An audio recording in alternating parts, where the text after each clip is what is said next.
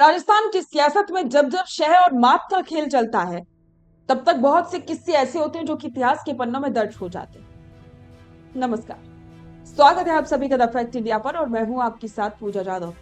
आज इस वीडियो में मैं आपको एक ऐसा किस्सा सुनाऊंगी जो कि रक्षाबंधन से जुड़ा है और सियासत से भी।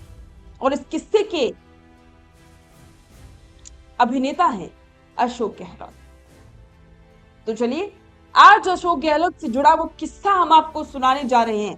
जब उनकी सरकार लगभग गिरने की कगार पर थी, तब भी रक्षाबंधन के दिन उन्होंने एक ऐसा कारनामा करके दिखा दिया जिसकी उम्मीद किसी को भी नहीं थी। विधायकों की बाड़ीबंदी थी, सरकार अल्पमत में जाने का खतरा था और हर एक मिनट सत्ता के लिए भारी था।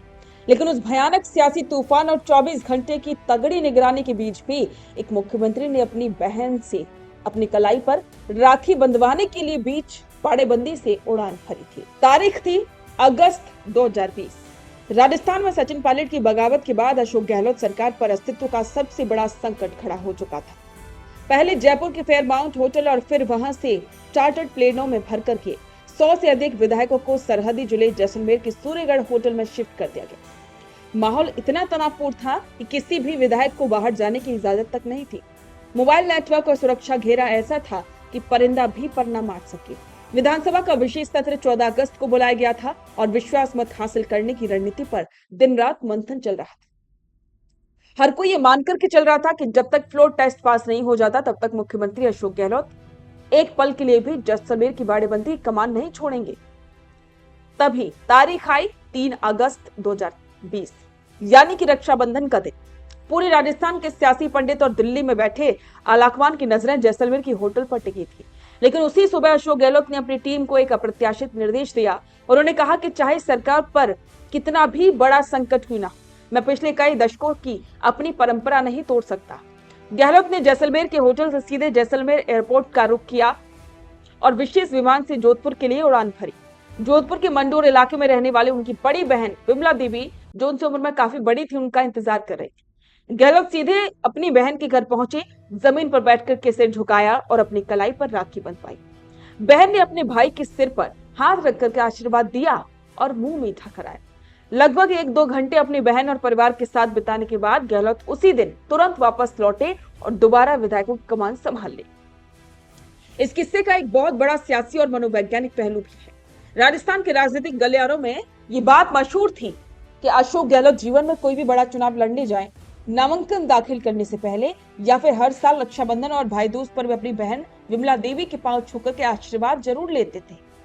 2020 में जब हर कोई ये मान रहा था कि सरकार गिर सकती है, तब राजनीतिक जानकारों ने कहा कि गहलोत का बाड़ेबंदी छोड़कर के बहन से राखी बंधवाने जाना दरअसल उनका कॉन्फिडेंस दिखा रहा था कि सरकार पूरी तरह से सुरक्षित है और उनके लिए पारिवारिक रिश्ते सियासत की उठापटक से कहीं ऊपर है। बाद में 14 अगस्त को जब विधानसभा विश्वास मत परीक्षण हुआ, तो गहलोत सरकार ने बहुमत साबित किया और सरकार बच गई।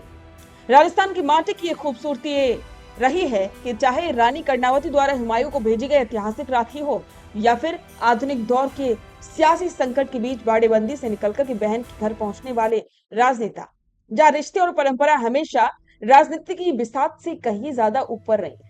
मारवाड़ के इस किस्से ने साबित किया, चाहे आप किसी भी दल में हो या किसी भी बड़े पद पर, रक्षाबंधन का धागा हर सियासी जोड़ तोड़ पर भारी पड़ता है।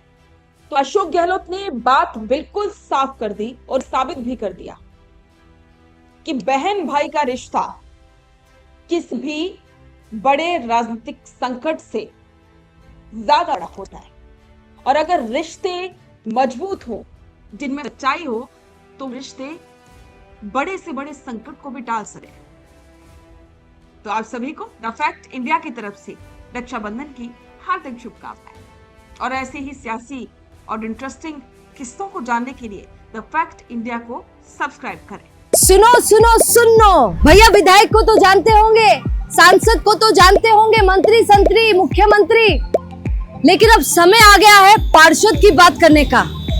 अब समय आ गया है मेयर चेयरमैन की बात करने का। द फैक्ट इंडिया आप लोगों के लिए एक शो लेकर आ रहा है, वार्ड की सरकार, जिसमें हम वार्ड पर चर्चा करेंगे और वार्ड का जो उम्मीदवार है उससे पॉडकास्ट करेंगे, उससे बातचीत में आपको बताएंगे कि उसका विजन क्या है, वो जीतने लायक है कि नहीं है। तो आप भी अगर उम्मीदवारी के लिए खड़े हो रहे हैं और अपनी बात रखना चाहते हैं, अपना विजन बताना चाहते हैं, तो द फैक्ट इंडिया पर आपको इनवाइट किया जाता है इंटरव्यू के लिए।